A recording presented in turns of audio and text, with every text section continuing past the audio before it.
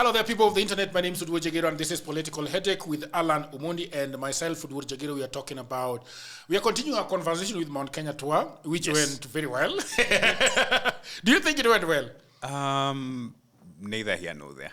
Really? But Why? we can discuss it. Well, the intention was to checkmate Gachagua. Okay. Was that the intention? Yeah, really. Of course, it's sold as a development tour, but it's not a development tour, Jagero. And you know very well it's not a development tour. Yes. It was checkmating anyway. Go ahead. You were saying that it's checkmating Gachagua. Essentially, a yardstick to test if he's a heavyweight in Mount Kenya politics. And I think they did not want to leave anything to chance. Yeah. And there was a lot of mobilization. Monies were spent, right? And we will wait to see if that had impact. I saw the papers on Sunday, and I think only when you guys are editing these things, you'll have to show us the front pages. What was screaming on the headline? Screaming out about the most expensive political tour in Kenyan history. What I've always wanted to know is that who leaked the idea that there was mobilization? Because you are talking about mobilization, but I think you're giving it a very diplomatic name. People were basically paid to go to those rallies. But I wonder, how sure are we that people are paid? This is the president of Kenya. People just love him, bro. Nah, not at all. Any tours of such nature have to be expensive because you have the presidential entourage. You have people who have to be paid accommodation, the allowances, and you can imagine the number of people accompanying the president on such tours. You can imagine the security personnel that are supposed to be part of the security arrangement around the president. So obviously it's a very expensive exercise. But I would say that should not catch us by surprise that when a president goes on a tour, then there is expenditure. But I think we are talking about two expenditures here. When he went to Nyanza and Kisii, you guys did not talk about it being an expensive tour. When he went to Garissa, you guys did not talk about an expensive tour. Suddenly, he's going to the mountain, and everybody's talking about an expensive the mountain. tour. So that is so. I think your explanation of the security and everything is not meeting what is being said on the ground, that it was an expensive tour. So it was not different from the one in Garissa, and it was not different from the one in Nyanza and Kisii. No, Jagero, the context is different. Okay, what is the context? For Mount Kenya, should I say the rest of Mount Kenya, there was need to pacify the region. So outside the promises which he gave in a lot of generosity, he was very generous with his promises. There needed to be some money changing hands so that people feel that you still have a government. And there's something very interesting, Jagger, about Mount Kenya and Mount Kenya voters. I think the voter in Mount Kenya suffers what you'd call emotional blindness. So they exhibit calmness and clapping and cheering when they're actually crying. So that explains why monies had to be expended to pacify the region. And that is what the president did. We cannot, of course, say to detail what the amounts were, but for sure monies were expended. I can tell you where the president had the last tour in Githunguri, which was actually very interesting because Githunguri is in Kiambu, isn't it? And from the initial schedule of activities, Kiambu was not in the plan. And I told you here that Kiambu has become the hotbed of resistance. So it was very interesting to have Githunguri as part of the plan. And people in Githunguri were paid money a day leading up to the tour. They were given trees to plant, they were given fertilizer, and they were given nguruwe, for a fact. So how many people were given nguruwe? As many as you may want to imagine. Really? Yes. Like random residents? How, Yes. What was the criteria that was being used to give them nguruwe? Randomly. So there were pigs somewhere that were put in A those- lot of mobilization went into that exercise. A lot of mobilization. Yes. And people were paid hard cash. You know, Yeah. like in the United States, Elon Musk has been paying people $100 or $50 to go and vote and things like that. So basically, the president and his team give money, like Yes. Wanjiru They were were given literally money. given money, Correct. like, you know, Correct. shika They were given kuja, money. kuja uchia.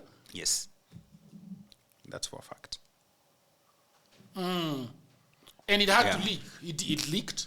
No, of course, these are things that are happening. It's not like it's somewhere in the back burner or somewhere in State House. These are things that are happening in the community. So people are saying this is what is happening. The Member of Parliament, of course, we would expect that from her. Wamushomba has said, this was very good for our community. In fact, it was a running ATM. We reaped huge out of the president's visit because people were given money. Yes, that's what happened. You know, when in 2022, you know, leading up to the elections of 2022, there was a lot of Ruto going to the mountain. Yes. And Selling the yeah. idea of two pedigrees. You have the deep-pocketed dynasties, and then you have the paupers, hustlers. yeah. Yes. Anyway, what and he promised them certain things and not really cash. And that is the most interesting part of the of Ruto as a president and Ruto as a person, that he can easily come to you with different promises at every given time. Like leading up to the presidential elections of 2022, he was telling them that we are going to drain the swamp. Yeah. We want to make Kenya better, and blah blah blah. And then he goes there, and according to a lot of Mount Kenya people, that did not happen immediately. And then there was persecuting of their own, the man that helped him basically clinch the seat. And then obviously he's saying that the gentleman did what? Blackmail him. Wanted 10 billion to exit the government. I don't know. And that is... Which, as you'd imagine, is a pocket change for a president. But you see now, the problem I'm seeing there is that he's saying that this gentleman wanted to blackmail him and give him 10 billion. But for what reason was he being blackmailed? Because that is not being said. Was Gachagua blackmailing, telling him that I can only leave the government if you pay me $10 billion, $10 billion, 10 billion Kenya shillings? Or was he kicking him out and then he asked him, what do you want in return? Because I don't want you to take me to court. I don't want this to be a prolonged battle in parliament. So he's not telling us the truth. He should tell us, but why did he want 10 billion? Did he say why he wanted 10 billion? Again, and then so now you find this president, he has done all these things, okay? He has pissed off Mount Kenya region and a lot of them, and obviously large parts of the country. But now he goes back to Mount Kenya and claims that he wants to give them another set of promise, but also gives them petty cash, right? Yeah. So my question is, who is fooling who? Who is fooling who? Because the people know, every Kenyan now know that all the multitudes that people are seeing were basically people that were for hire. So to what end? What is Ruto trying to do? Is he trying to tell them that I am the guy who can give you 20 shillings every time I come to the region? Or what is he trying to do then? Well, I think the thing with but I want you to start it from this from this question. Do you think that he thought that all the mobilization was not going to come to the fore like it has come? Well, I think first of all he felt he needed to explain what happened, and he started by doing an interview at Sagana State Lodge, and fellows from local stations were invited. They did front a couple of questions. And among the issues that featured was that, I had to let this guy go, which is a deviation from the narrative that we had in 2024 that, I did not, or rather what we had in 2024 was that I needed to let this guy go. But Ruto came to Sagana and said that it was purely, primarily within the mandate of members of parliament to do the impeachment. So they impeached him, much as he tried to intervene so that, they could allow him work. Members of parliament decided to impeach Gachagua, and he was saying Gachagua was out of bounds. He had ruffled feathers with members of parliament. He was snobbish. He was all manner of things. And that's the thing with members of the political class, that they can tweak narrative to suit the mood of the moment.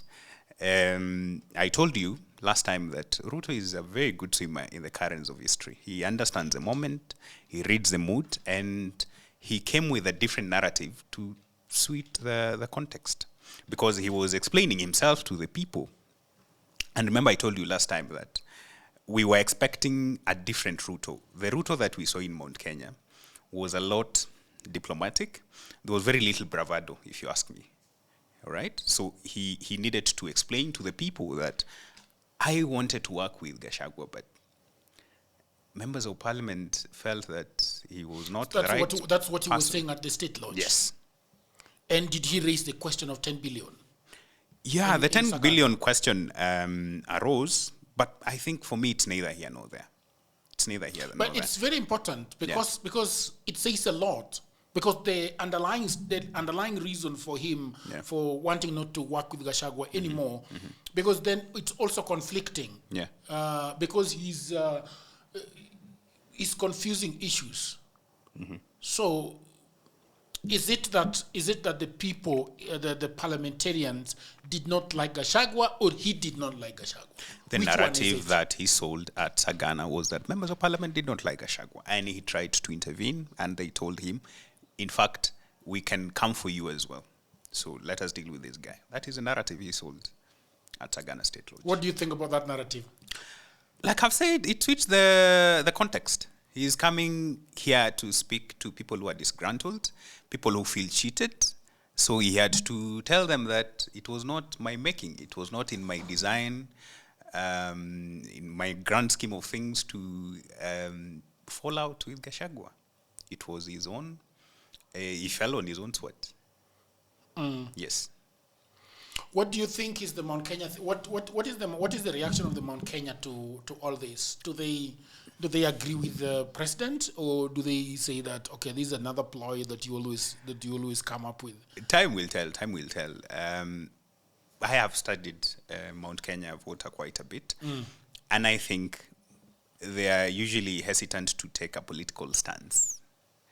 And they're still weighing their options. But I think Ruto has lost their trust. I think their relationship is completely severed. And I think Ruto is out on a patchwork strategy to try win back the people. But he has lost the people. A lot of people are saying that, and I also agree that I think that Ruto is playing a long game. Yeah. Because what happens when you say that, what is the importance of having a crowd? What is the importance it is important for optics. And you saw the conventional mainstream media, play up the images. You saw in the newspapers images from those rallies, essentially to communicate that we are still with the people. The president is pretty much in control of what is happening. And he'll continue with his forays in Mount Kenya to cement his grip on Mount Kenya. That was the intention. Yes. A lot of people are saying that we was showing up the crowd so that Yes. when it comes to elections, he can claim that I used to have people there, people follow me. So I don't understand why you're saying It's that. part of the script. It's part of the script. Yeah. So you can agree with me when I say Jagero, this was not a development tour at all. Do you know some of the things? That's the cover. What do you mean? Some of the things that he gave to these people, the promises that he made. The promises he told them, he'll work. He's still very much aware of the promises he made in the past, and he's not reneging on those promises anytime soon. He talked about the Mau Mau Road. He talked about the Ruringo Stadium and the challenges that have been with the contractor and the court cases that have led to the project stalling quite a bit, and that he had fixed some of those things. He talked about some of the markets that were under construction and how he had pumped a lot of monies into those projects. So to make them feel that you have not been forgotten, let no one come and tell the narrative that Mount Kenya is being isolated. You're part of the wider Kenyan society, and nobody is isolating you. Yeah, so that is what he did. Yeah, but he has kicked some of them out of parliament to accommodate the newcomers. Of course, some of those I did follow the interview that he had at Sagana State Lodge, and he expressed himself on the matter and said that is within the purview of Parliament and parliamentary procedure and members of Parliament to decide who they want to be in the committees. I did not de-whip anyone from committee. If you're talking about Ndindi Nyoro, I have mentored the young man and let the young man be. That is what he said. And that he has not de-whipped anyone. That all those are processes of Parliament. Of Parliament, yes. And which is very independent arm of government. Why are you quoting the independence of that particular government? Nothing about Parliament is independent. Nothing about Parliament is independent. And it will interest you to know, by the way, that we are heading to another finance bill season, 2025, 2026, coming at the backdrop of all that you know about Finance Bill 2024 and the bloodshed. And you can agree that if Parliament had been independent even then, a lot of what became of that experience needed not to have happened at all. What do they want with the new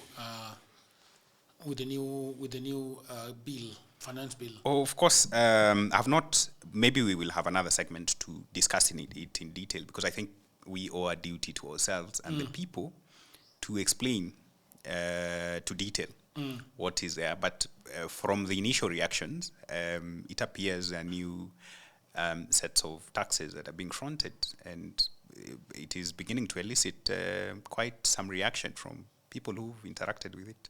But we can go to detail on the new propositions that are being fronted. I don't understand, but we are supposed to be having financial bills every year? I don't remember having financial bills. Not necessarily. Okay, finance bills have been there. Just that there is a new sense of reawakening, which is good. Okay, there's. I feel that we have high civic consciousness, and we want to know what is part of our public processes, and that has invited a lot of criticism, has invited a lot of debate, which is good for our progress. But we also currently experience a very toxic political climate, in the sense that we may end up, in certain instances, throwing the baby and the bathwater, because it's possible that there are some very positive, forward-looking propositions, but we feel the government is not fronting any good ideas. So we reject. Yeah. So you ask your ordinary Gen Z in the street, what this has to, the detail of what is in the finance bill proposition, but they will tell you we reject, to say maybe they have not interacted very closely with the document, but they You feel... mean the former or this one? Even this one, already they're on social media, including today, there are discussions about Finance Bill 2025. So that is where we find ourselves, Jagero, where there's not just malcontent, but a feeling of mistrust that the government cannot do any good thing. Is nothing that will be fronted by Finance Bill that serves the wider public good. What do you in think? totality, What do you let's think? reject. What do you think? I think we need a more sober debate, and I think that is why for this particular show, we need to then open up maybe a discussion around the different propositions and what they mean. If they're outside our knowledge, we could invite people to help us dissect the bits and pieces of the proposals. It's important, as part of civic duty. You want to be a where good do you citizen. think that, how does Gachagua react to all these things? We have several people. Obviously, Raila is happy, I imagine, with the Mount Kenya tour. Yeah. Because... Why? Yeah? Why is he happy with Mount Kenya too? I think it doesn't do any disservice to him as a person, as a political party. I mean, that is part of...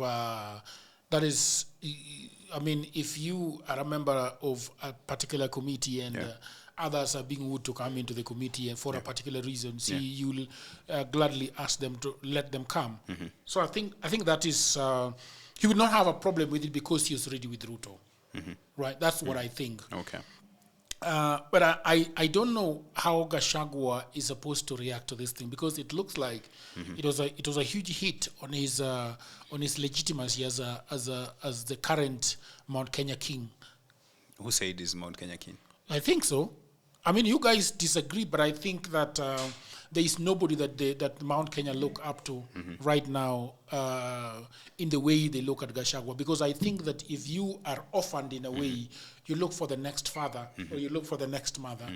And I power above vacuum. Yeah, so I think because right now, if you ask Mount Kenya, who can fight for us, who can stand up to Ruto for us, if Ruto came to do something sinister to us, who can stand up? The best test for that is a ballot. The ballot, and I think if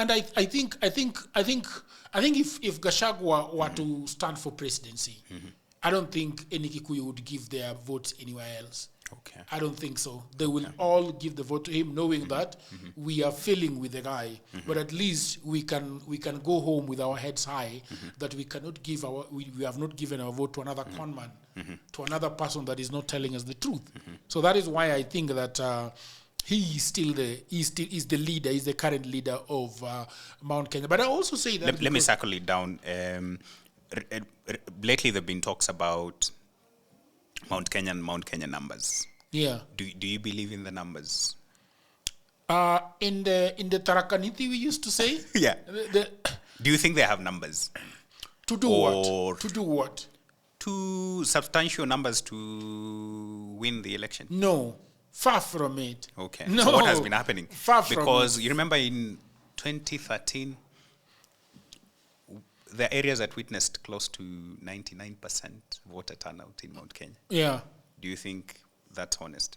No, it's not honest. There has been a lot of, cutting away your votes from other places and taking them to places where they don't belong. Like I know Kibaki stole votes. They're always stealing of votes in Kenya. Okay. But I think that even if they have been,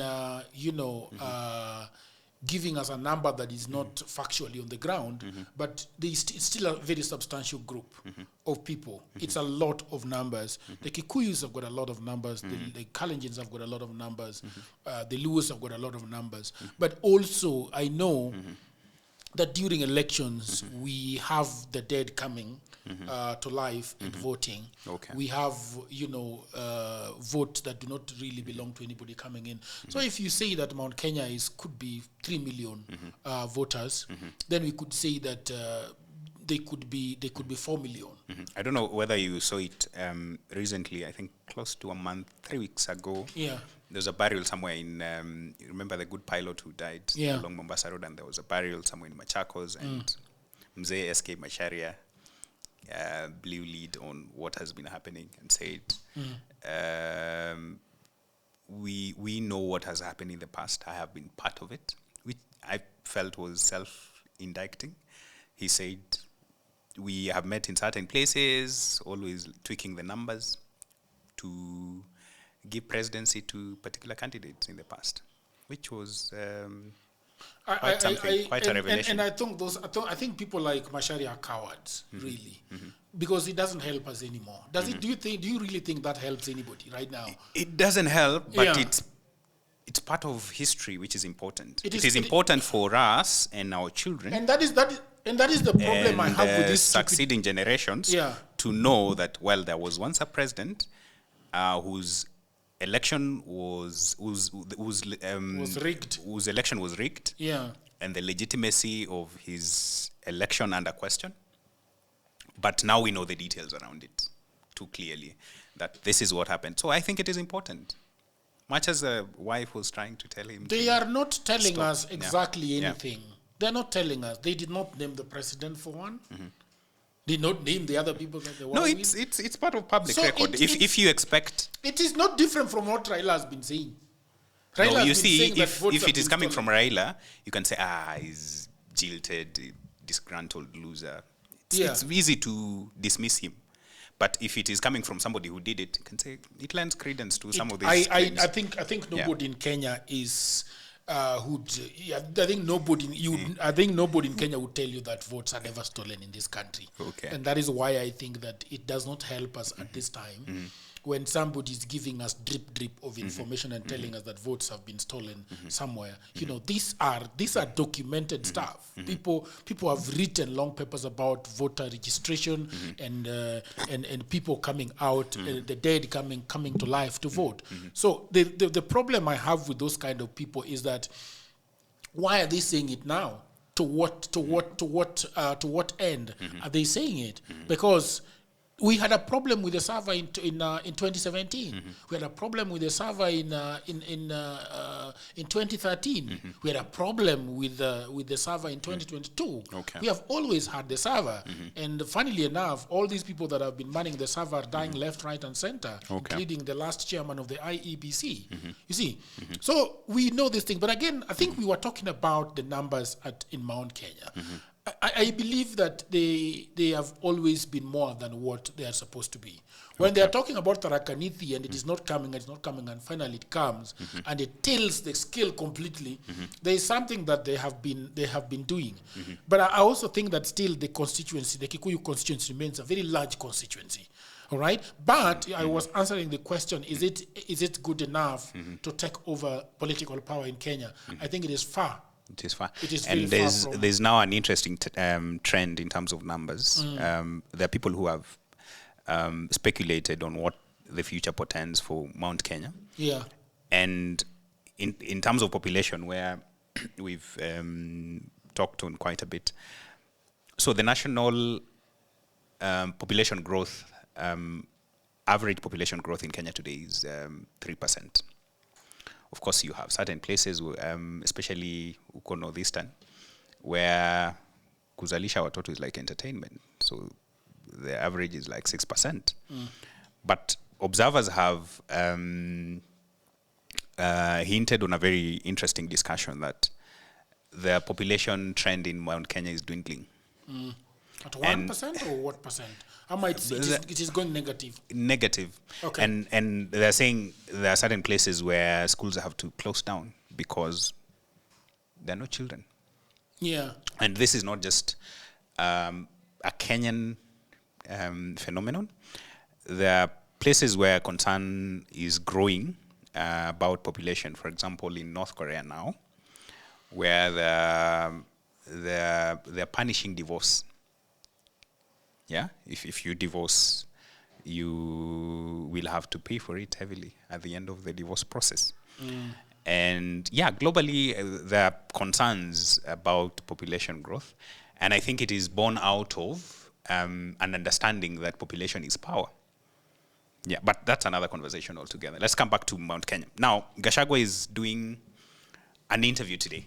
And he has said he's going to give some very important detail, which for me in speculation, I think is a counterclaim to the claims that the president has made. When the president was in Sagana, he did give some very chilling detail of, what happened, including the 10 billion. And then there was Justin Muturi, our former CS and former speaker. He said his was a complete, total dereliction of duty. He was supposed to show up for his cabinet meetings. He declined. He was incompetent. When he was given the position of Attorney General, he did share with the president that he had not practiced law for a long time and maybe had lost the favor of it. And when he came to the cabinet, he did not show responsibility. And so he did not just fire Justin Muturi. Justin Muturi fired himself. That is what he said. And I think this is another problem with the president. Yeah. The president has been giving jobs to people that are very incompetent, and later coming around and telling us, because if he is saying that Justin Muturi, did not have the pedigree to do the work that he was supposed, then why was he hired in the first place? Okay, if you think about it, I don't know the last time when Kenyan public life embraced meritocracy over political allegiance and loyalty. It has always been the case. But the question is, can you balance? Can you balance it? Yeah. I mean, can you just balance it or find people that are a bit competent to do these jobs? Because so that you don't look stupid or you don't look like you don't know what you're doing. Because the president over the last 2 years has looked at somebody who doesn't know what he's doing at all. He's winging it, and he's got a PhD, and he's winging it. I mean, who has a PhD and keeps winging stuff? That PhD is another conversation, but the assumption is that he is a PhD holder. Okay. That's the assumption. Okay. And to be very honest with you, I don't think that Ruto is inept intellectually. I think he's an intellectual, but he does not think properly sometimes. So he chooses, if I get you correctly, he chooses when to apply his intellect. Yeah, he wants to be a politician too much. But that's what politicians are supposed to do. You don't want to be a politician too much. I mean, you can play politics, but I mean, to the point of looking silly, it's not good politics either. But maybe we deserve him because there were options in the ballot. When you're electing him in the ballot, you knew he was a politician, and he played politics. I think that was a factor that we were looking at when we were trying to vote a president. I don't think that was a factor on the table. Intellectualism and being able to run a government. Exactly my point. We have never thought of. We have never thought of. Because for example, when he's saying that as an attorney general he was incompetent as an attorney general, that's a lie. Because do you know how many legal officers and advisors attorney general has? So many. And and just by doing law and by having been a speaker and being in front of papers and making decisions for how long? He was a speaker for long, and it's an administrative job, right? So to speak, and this is a trained lawyer, and then you've got legal advisors around you all over the place, and then you've got legal officers. I mean, you can't say that somebody was incompetent to be an attorney general. So I think constantly it's another untruth that we are being told. That we need to debunk. But we did not. So you asked me a question of Mount Kenya being able to take the presidency. I think that they should chill. They should chill. For how long? They should chill. I mean, they had Mzee Jomo Kenyatta, who was not a good president. He was pretty bad as a president. Okay. Then we had Kibaki, which was a good president in my books. He was somebody who could look at Kenya and say that this is an economy that we need to develop. Kasmuel does not agree that Kibaki was a good president, but I think across board people agree that he was a very good president. They had Kibaki, and then of course, and then they had Uhuru Kenyatta for 2 terms. All right. Yeah. So I think they should chill.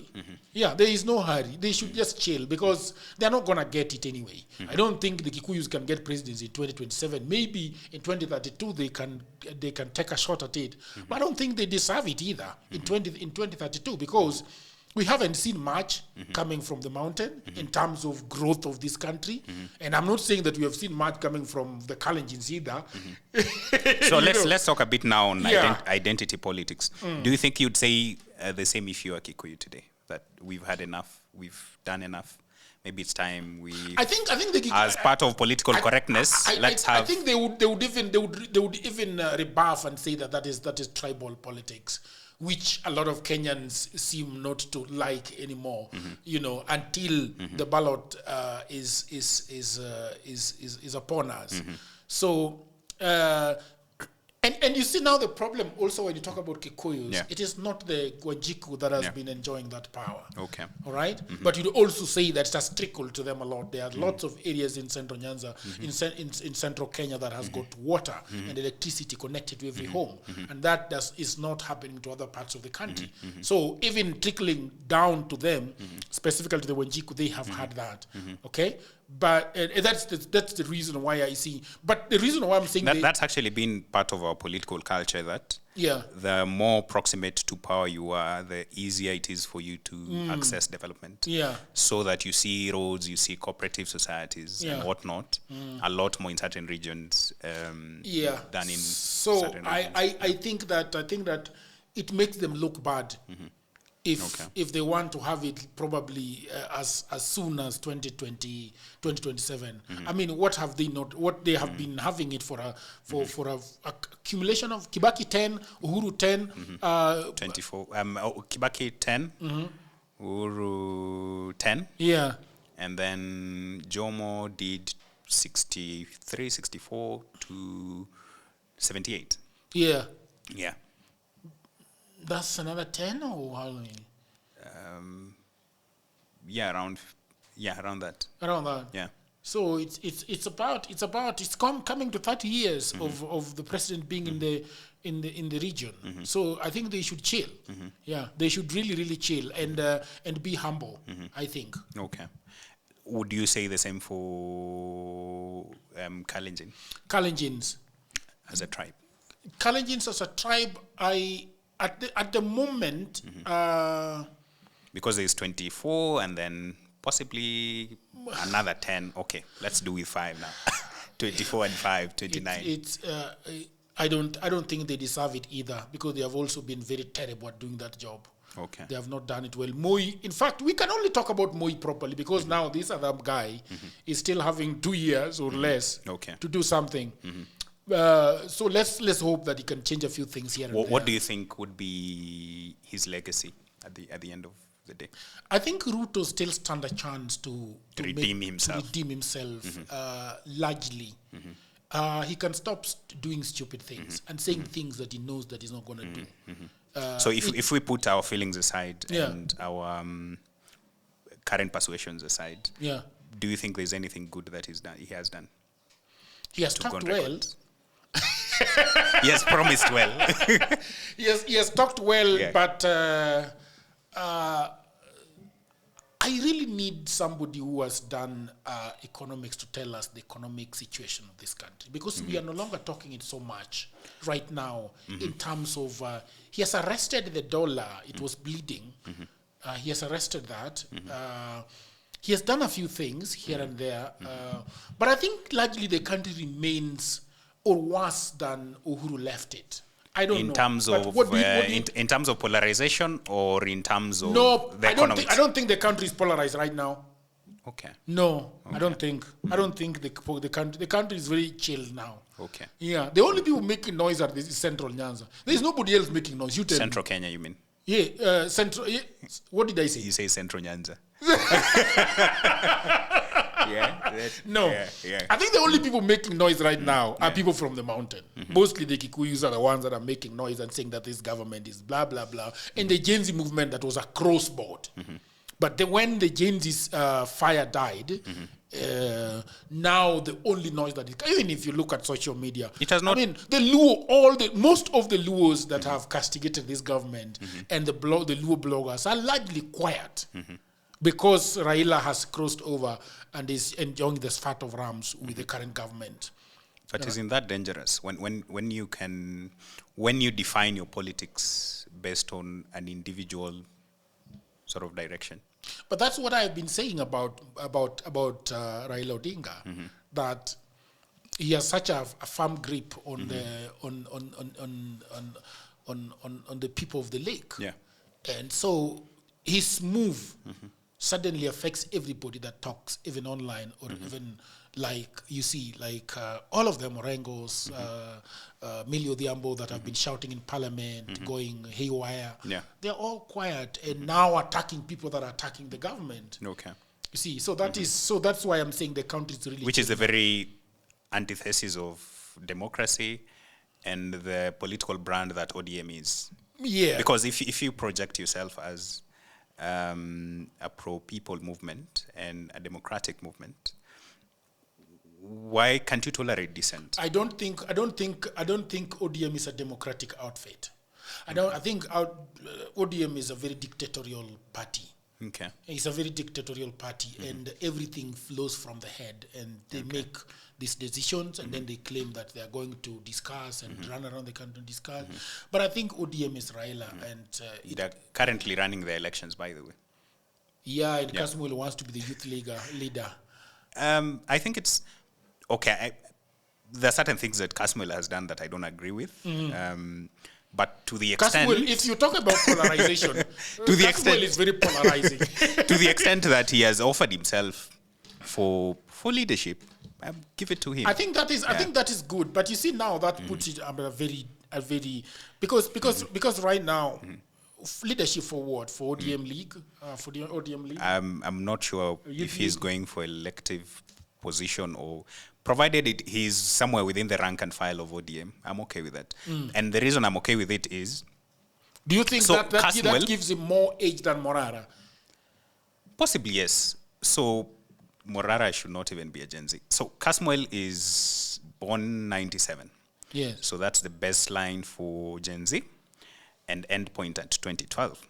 So if we believe in injecting new blood, as diverse as they may be, we may disagree with them, but I mean, to the extent that somebody has a new idea of what ought to be done, you let them try it. And what I don't agree with is the cancel culture among the Gen Z. If somebody has offered themselves for position, for debate, for discussion, we can question their thought process very objectively without having to, label them and want to cancel them and tell them you have nothing to say. We can agree to disagree.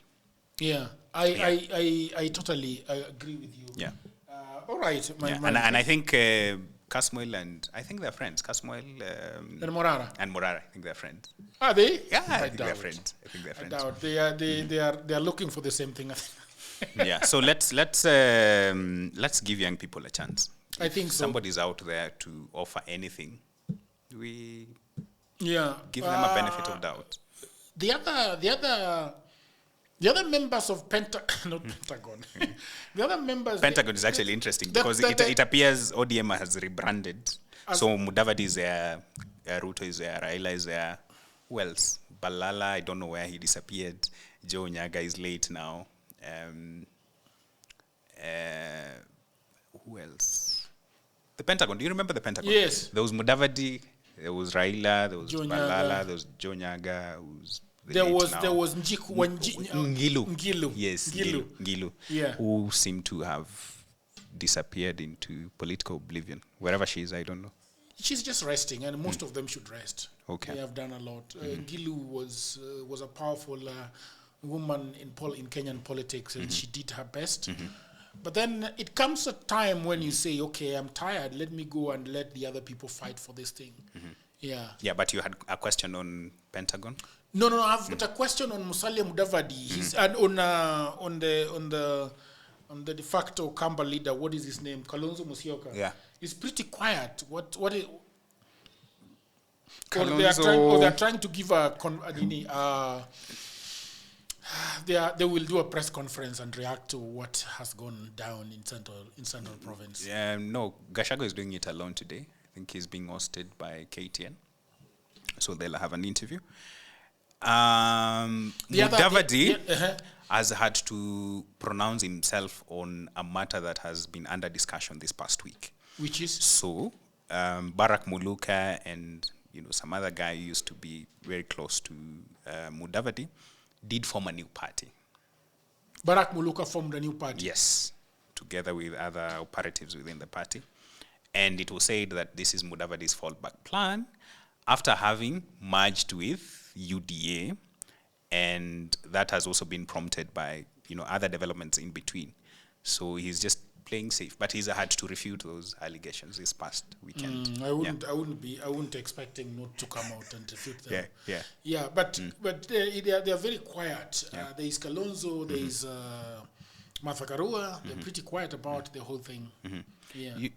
As a person, I agree with Martha Karua, and I have had the privilege to sit down with her and have some of these discussions, and I think she means well.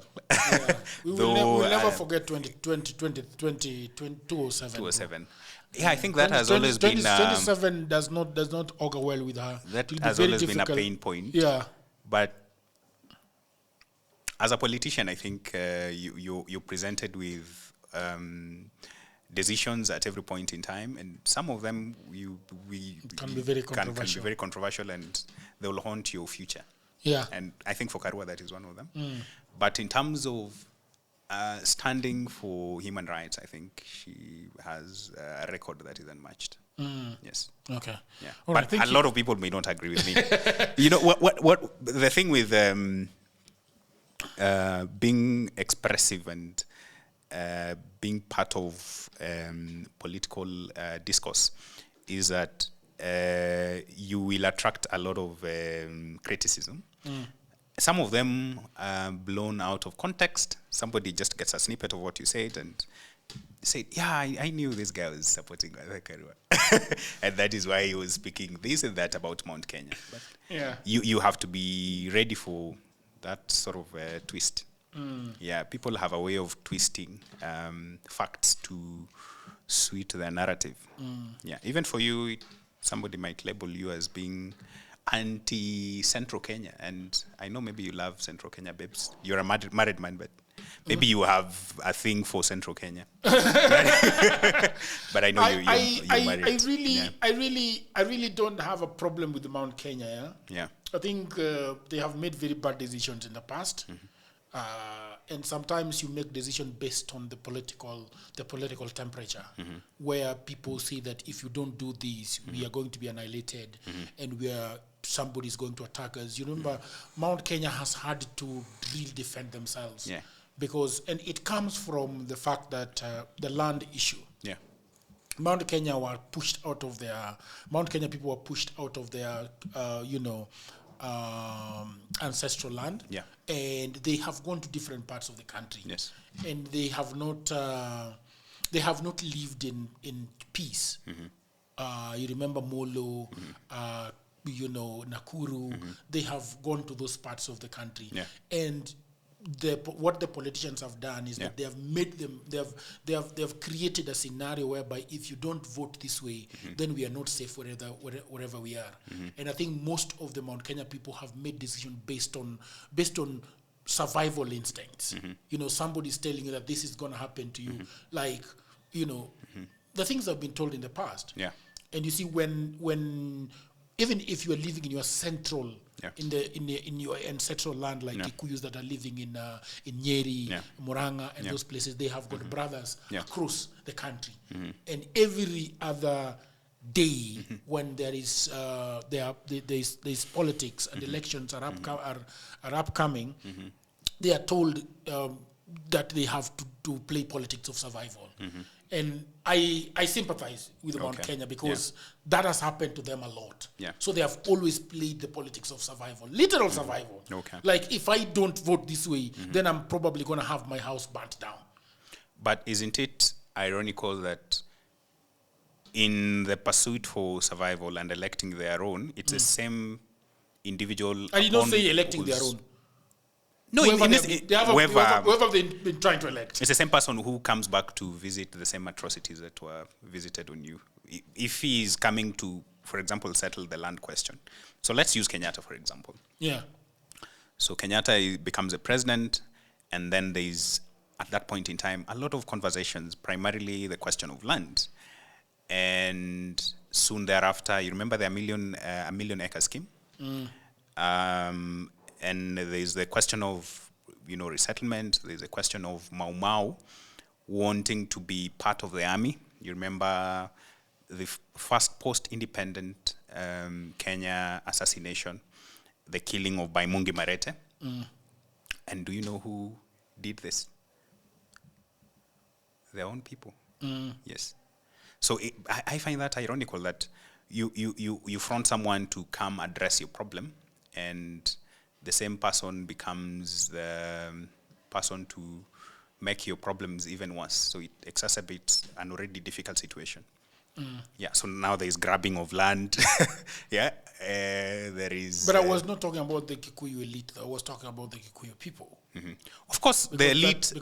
That's different. Let me tell you, the elite exist because they have been supported by the paupers, the people, the ordinary people. Starting with Kenyatta. Kenyatta is going to London because he's supported, and Harambes have been done by his people. So you can say that he did what he did because he found and relied on support of his people. Mwai Kibaki as an elite found a lot of support in his people, and many other elites that have come after that, including the ones that are emerging today. And like we said at the beginning, that Ruto rode on the back of Hustler movement, created pedigrees between, developed an idea of the Hustler pedigree, deep-pocketed dynasties pedigree. And who supported Ruto? It's the Kikuyus. Yes. So I think it's the irony that lies in that the person you expect to. You can have the same argument with the people of Nyanza that they have always done what they have done with their vote, but you also understand that sometimes it is emotional. It is survival. Lewis have been told that if Raila does not become president, then they will not have taps running with the honey and milk. And that has been there for a long, long time. So every time they want to vote, they are trying to. They remember the promises. Yeah. They remember the fact that they are called kehis. They remember the fact that the very first man that fought for independence was kicked out of the government nearly 2 years later or less. So 64, 66. It's a mentality. It's a politics of besieging these people emotionally and psychologically, and then twisting the argument and saying that if you do not do this, then we are not going to do that. If we do not have this presidency, then we will forever be in the gutter. The politics of it is our time to eat. It's our time to eat. Identity politics. Yes, and it is not coming. That is why the Kambas have been promised that our time to eat will come, and that is why they have banded themselves with Raila Odinga, hoping that when Raila Odinga becomes president, then it will be their time to eat. That has never happened. And if you unpack our time to eat, what it has meant is the dishing out of money. Like it is not our time to eat in the sense of like the roads, the schools. It is in the mushere na nyama. It could also mean that, but a lot of it you see in the dishing out of money, which has a net effect and dishing out of political appointees. Yes. And the net effect of that, Jagero, has been the money in which it incentivizes plunder. Because if I'm going to Murang'a or I'm going to Githunguri to give money over the weekend to the tune of 10 million shillings. I'm not going to get that from my own pocket. I have to find ways of sourcing for funds. I have to steal the money. Yeah, so I think that for me is a danger.